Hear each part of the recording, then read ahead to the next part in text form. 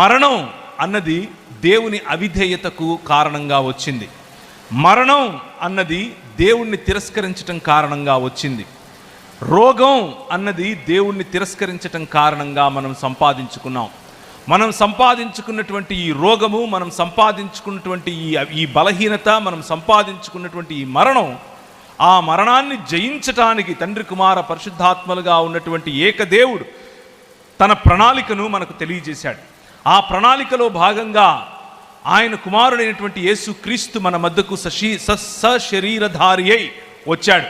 కృపా సత్య సంపూర్ణుడిగా మన మధ్య డేరా వేశాడు.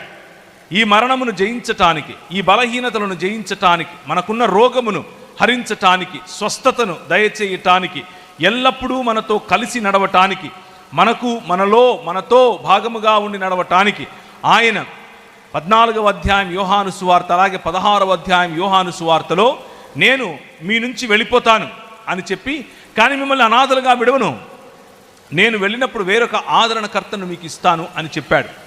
ఈ వేరొక ఆదరణకర్త అన్యాగ్ని కాదు. ఈ వేరొక ఆదరణకర్త స్వయానా దేవుడు.